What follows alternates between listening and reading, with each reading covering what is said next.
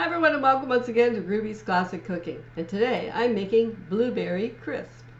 Now it's the middle of March and my blueberries are frozen. But you know what? That's perfectly okay when you're cooking because they are going to taste just the same as if they were fresh picked today. So let's get into this recipe.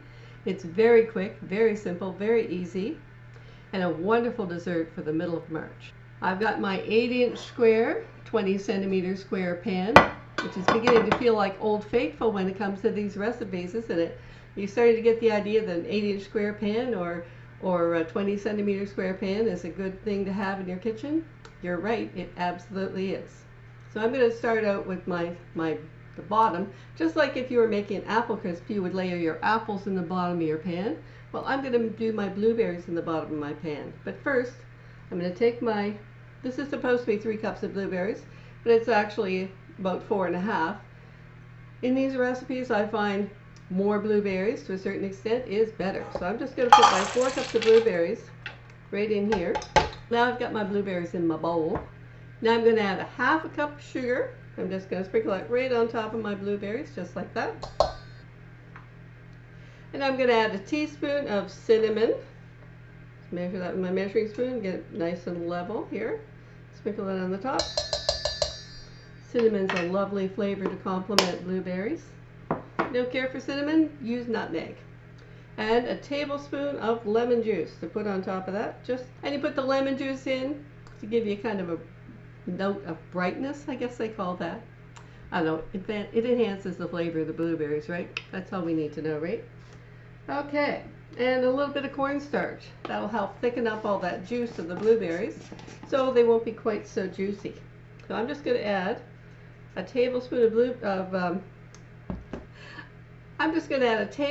cornstarch, and I'm just going to sprinkle that on top of here.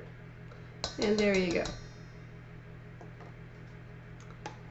Cover your cornstarch up carefully because this stuff loves moisture and you want to keep it dry. So now I'm just going to mix these together here in my bowl. Just give them a little combination. And you want to coat those blueberries with some of that cornstarch. You want to coat these blueberries with the cornstarch as you're stirring to make sure that that helps absorb that juice of the blueberries. Blueberries are very, very juicy. Now, I'm just going to dump these into my 8-inch square pan. Now you can prepare this by greasing it or whatever, but I'm not going to bother today. I'm just going to put these straight in here. And just kind of scrape out any sugar that's left in the bottom. You want to make sure that goes in with your blueberries. Spread them out in a nice even layer in your pan, out into the corners and everything. There we go. Get this bowl out of the way.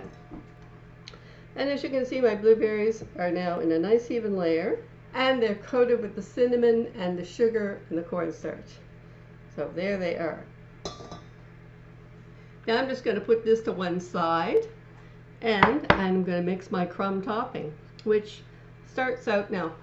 Normally, I wouldn't dirty this many bowls, but because I'm demonstrating this for you, oh, here's my oven saying it's up to 400 degrees Fahrenheit, or 200 degrees Celsius, which is the temperature I need. Oh, here's a tip. If you're working with blueberries, don't wear a white apron because you know what? Blueberry juice is kind of a permanent color. If you ever want to dye something bluish purple, yeah, just use some blueberries. Get some blueberries on it. It'll never come out. Maybe you might be able to get that with bleach. Maybe, but I'm not guaranteeing anything. It's best to just wear a black apron to protect, and then if it gets blueberries on it, nobody's ever going to know, right? For my crumb topping, because apple crisp, or blueberry crisp in this case, needs a crumb topping. So I've got a 1.5 cups of flour in here, which I normally wouldn't bother measuring out in a separate bowl, but you know, I'm doing this for you. I hope you appreciate my extra dishwashing I'm doing just for you. And to that, I'm going to add a cup of brown sugar. Now, just going to measure this out in my 1/4 cup. And it should look like a sandcastle when you dump it into your pan. Lightly I call it lightly packed. So I've got to put 4 of these because this is a 1/4 cup, and a 1/4 cup times 4 equals 1 cup. Or you can just measure it in a 1 cup measuring cup, but I find it's easier to scoop out of my thing in a 1/4 of a cup. In fact, it's so easy, I just keep a 1/4 of a cup measuring cup in here at all times. So when I have to measure something, I measure it by 1/4 cups. That's of course the 1/3 of a cup, and then I have to get out a 1/3 of a cup and dirty it. But very often, sugar is a 1/4 of a cup, 1/2 a cup, 3/4 of a cup, or a cup, which translates into that number times 1, which makes 3/4 of a cup, or 2 is 1/2 a cup. Anyway, so there's my 1 cup of brown sugar in there, because 4/4 equals 1 cup. Just like 4/4 equals $1. If you have a problem with math, think about it in terms of money. And if you can't think about it, use your calculator. And next goes into here a 1/2 a cup of butter. Now I cut this up earlier into smaller cubes so that it would warm up from refrigerator temperature from when I was doing this recipe, and it would be, you know, a little more at room temperature when I went to put it into this bowl. So that's why it's laid out like this on this plate. 1 teaspoon of almond flavoring. Now this happens to be organic almond extract, but it doesn't have to be organic almond extract. In fact, the almond extract is an option. So I'm just going to add this teaspoon of almond extract, and you see I'm using the same teaspoon that I used for my cinnamon because a little cinnamon isn't going to hurt this crust, and it's all going in the same recipe. And the liquid, this liquid is never going to come in contact with that spoon. Like, I'm not dipping this spoon into my almond, I'm pouring it out of the bottle. So any almond extract in the bottle stays clean. It's important to remember when you're reusing a spoon. Don't contaminate something else with something, you know what I mean? Anyway, just a little kitchen tip. Now I'm going to use my pastry blender. You can use 2 knives, or you can even use a spoon if your butter's soft enough. I'm going to combine these ingredients in my bowl and make a nice crumb topping, which I'm then going to sprinkle on top. Then I'm going to bake it in a 400-degree Fahrenheit, 200 degrees Celsius preheated oven. And don't worry, metric people, I will have all the metric measurements and equivalents in my recipe, because this recipe is actually written in metric and standard teaspoons and so on. So it's a dual recipe. Ooh, that almond smells really, really almondy, really nice, sweet. So when I was growing up, one of my girlfriends, her mother used to use almond extract when she was making vanilla cake, and her cake was so delicious and wonderful, and I never could figure out why her cake tasted so different from my mom's, who always used vanilla. And it wasn't until after I was grown up, and after I was a married woman with my family of my own, that I finally found out that her secret was almond extract. And I was like, oh, well, I must remember that trick. When I'm making an almond, when I'm making a white cake, I'll put almond extract in it instead of vanilla, and add the almond extract to your icing as well. And oh boy, that really kicks it up. Really kicks it up a notch. It's really delicious. I'm just going to mix this together, get all my ingredients looking like a crumb topping. You want them to look like breadcrumbs, because that's what your crumb topping should look like. Now some people will attack this with their fingers, and that's fine too. You can do this with your hands. Personally, I have done this myself with my hands when making a really large apple crisp, but I wore gloves when I did it. I wore plastic gloves, because you know that butter and sugar in under your fingernails, and it just feels really messy.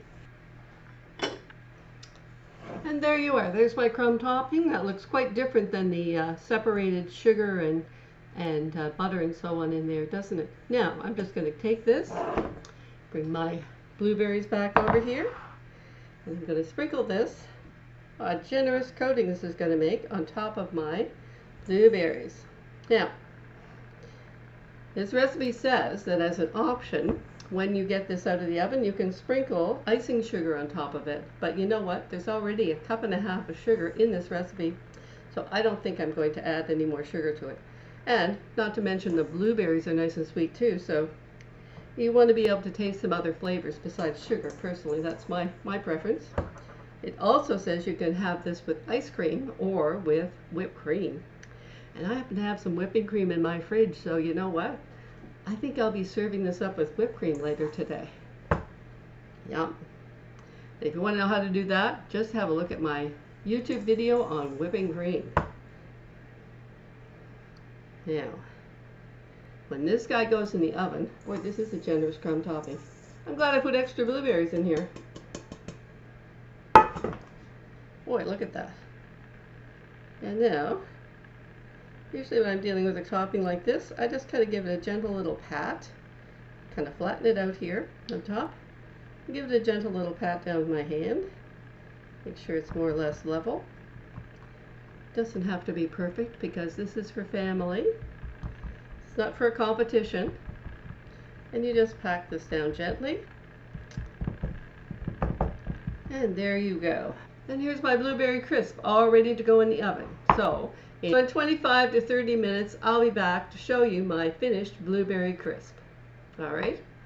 Bye for now. Here is my fresh, hot blueberry crisp, hot out of the oven. And that is going to get topped with whipped cream for supper tonight. While I'm here, hey grandson, I miss you, and I still have your Lego here, and it's helping me cook. Look at this, it helped me make my beautiful blueberry crisp. So, hey, I hope you get to visit Grammy and Grampy this summer, because we're really looking forward to seeing you again soon as we can, because we miss you, and we love you whole bunches. Stand up, dinosaur. Well, I hope you enjoyed my video today, and you'll subscribe and like and comment and give this recipe a try at home. As you can see, it's really simple and easy. This serves 9 people and takes you like under about a half an hour to get completely from, gee, I think I want to make blueberry crisp, to here it is, ready to serve. So I hope to see you again, or I won't see you, but I hope you come back and watch me next time on Ruby's Classic Cooking. Bye for now.